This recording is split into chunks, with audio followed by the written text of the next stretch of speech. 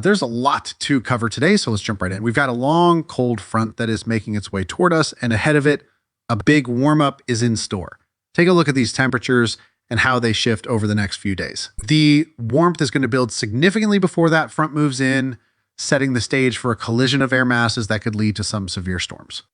Tomorrow, we'll see a sharp divide between the cold air dropping down from the north and the much warmer tropical air pushing in from the south. That contrast will set up a zone of instability stretching from Arkansas to Mississippi, Louisiana, and even parts of western Texas. That's the area we'll need to watch closely for the development of severe thunderstorms, especially as the colder air sinks southward and interacts with the warm, moisture-rich air being pulled northward from the Gulf of Mexico and the Caribbean. When you get that kind of collision, strong storms can fire up quickly, and some of those could be severe.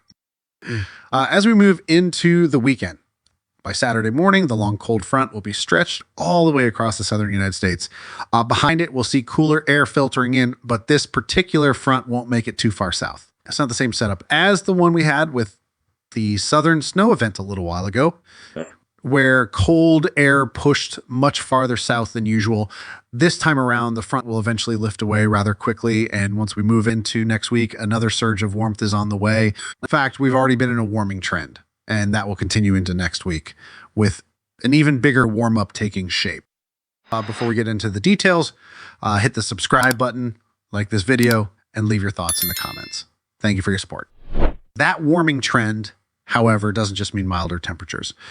It also means we have to stay on guard for some active weather. With that much warmth surging northward and mixing with cooler air at times, we're looking at the possibility of not just some snow and ice in spots, but also another round of potential severe storms, especially where that warm tropical moisture feeds into the system. There is also a small pocket of snow to keep an eye on. I'll zoom in on that in just a moment. But first, I want to highlight the moisture streaming in from the south. You can see that flow coming right up from Mexico into Texas, and that will contribute to the next storm system developing. Meanwhile, up in the western United States and parts of British Columbia, we are entering a very active pattern as we head into next month. Some bigger systems are going to start rolling in from the Pacific, and that will make for a busy stretch of weather. We've already seen some rain and snow overnight in parts of the Northeast, and I've been monitoring that snowfall in parts of New England. A small system is sliding through, bringing some snow into parts of Quebec, Ontario, and the Great Lakes. Meanwhile, moisture is continuing to build across Texas from Brownsville to Houston, with energy streaming in from Mexico, helping to fuel the upcoming storm system. To the west, there's not a lot happening yet, just some scattered showers in parts of California and Arizona. But those bigger systems I mentioned earlier will begin to slide in soon. Now, as we take a closer look at the Caribbean, we're seeing some scattered showers here and there this morning. There's some cloud cover lifting northward from Panama, and we're also keeping an eye on some moisture near Suriname and Guyana, which could bring a few passing showers to parts of Trinidad and Jamaica. Meanwhile, a weak front is attempting to scrape by Puerto Rico, the U.S. Virgin Islands, and the British Virgin Islands, but it's not a particularly strong front. It's more of a glancing blow, bringing just a slight chance of a shower or two for places like Anguilla, Antigua, and Barbuda. Looking ahead, this next system will continue to develop and stretch into a very long front. The energy associated with it is still gathering strength, and I always like to look ahead and see what's coming next. But before this front arrives, we remain in a strong southerly flow, which is helping to reinforce the warmer conditions we've been experiencing. Meanwhile, up in the Atlantic region of Canada, a smaller system is departing, and I'll zoom in on that shortly. Tomorrow, we'll see things really starting to come together. That colder air will be firmly in place to the north, while warm, humid air continues to surge northward from the south. The zone where these two air masses collide will be the focal point for potential severe thunderstorms. At the same time, out west, those bigger storm systems will be getting closer to British Columbia and California, and as they move in, they'll play a significant role in our weather pattern heading into next month. By Friday, the long cold front will be draped across the Gulf of Mexico, extending all the way down to the Yucatan Peninsula. Cooler air will start to filter in on the northern side of the front, and I'll zoom in on the snow potential in just a moment. Meanwhile, moisture will continue to build in from Mexico into Texas, feeding into the developing system. By Saturday, the front will move eastward toward Bermuda, but it won't push too far south, meaning much of the Caribbean will remain under the influence of warm air. At the same time, out west, The storm track will remain active with more systems pumping in moisture from the Pacific. As we look ahead to next week, another system will be forming, and depending on how it evolves, we could see some icing or snow shifting a little farther south than the previous system. Up in the Northeast, some lingering snow showers will be possible through today, especially near Prince Edward Island and Nova Scotia as a departing system continues to move out. Meanwhile, the next system will begin to take shape with warm air ahead of it and cold air behind it. By tomorrow, the contrast between these air masses will become more pronounced, increasing the potential for severe weather. As the system lifts northward, snow will develop on the colder side, with parts of Michigan, New York, Vermont, New Hampshire, and Maine seeing some accumulation. By Friday night into Saturday morning, we'll see snow expanding into Maine, New Brunswick, and Newfoundland as the system moves out.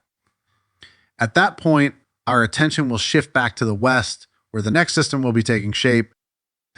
Now, if we take a look at the National Weather Service's 6 to 10 day temperature outlook for February 4th through 8th, we see warmer conditions over the Four Corners, South Central, and Southeast U.S. stretching up through the Mid-Atlantic.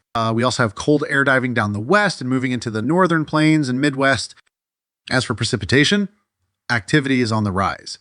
The majority of the nation is looking at above average precipitation, especially across the west. Places like the Rockies, Sierra Nevada, and Cascades can expect plenty of snow. Also, parts of the Midwest, Great Lakes, Ohio Valley, Mid-Atlantic, and Northeast are looking at above average precipitation. So if that lines up with colder periods, we could see some snow threats in these regions. Looking ahead to the 8 to 14 day outlook from February 6th through the 12th, we still see warmth over the Four Corners, South Central, and East Coast, but the cold air is starting to push eastward. We've seen models trending colder for this time frame, and even the Southwest is looking a little cooler. This could set up a nice period for snowfall, especially across the plains, Midwest, and parts of the lower Midwest. Precipitation also lines up with the earlier outlook showing above average activity from the west to the Midwest, Ohio Valley, and Northeast. If we take a quick look at the past 30 days, we can see some extreme cold in much of the country with temperatures 5 to 10 degrees below normal for a lot of regions. That's definitely on the extreme side of things for a 30-day period, as typically below average or above average months are around 1 to 3 degrees from normal. So this cold has been impressive, and it looks like more could be on the way. When we zoom into the European model, we're seeing the first batch of thunderstorms rolling through Texas, Oklahoma, Kansas, Missouri, Arkansas, and Louisiana. I've been talking about this for a while, and it's starting to play out. Well, we're not super warm in the east yet. It's definitely warmer than it's been recently. Some snow showers are still hitting the Great Lakes, Mid-Atlantic, and Northeast. As we move towards the end of the week, we can expect severe weather, particularly in Arkansas, Oklahoma, Texas, and Louisiana, with a lot of storm activity along a cold front. By Friday, the storm is heading northeast, and we'll be watching for potential thunderstorms and snowfall in the Northeast and Great Lakes. Fast forward to Saturday, February 1st, and we'll see colder air pushing into the northern states with snow hitting the Rockies, Cascades, and maybe even parts of the northern plains and upper Midwest. Sunday, February 2nd, will keep the precipitation heavy across the Northwest. And by Monday, February 3rd, we're seeing more snow and rain moving through New England and the northern U.S.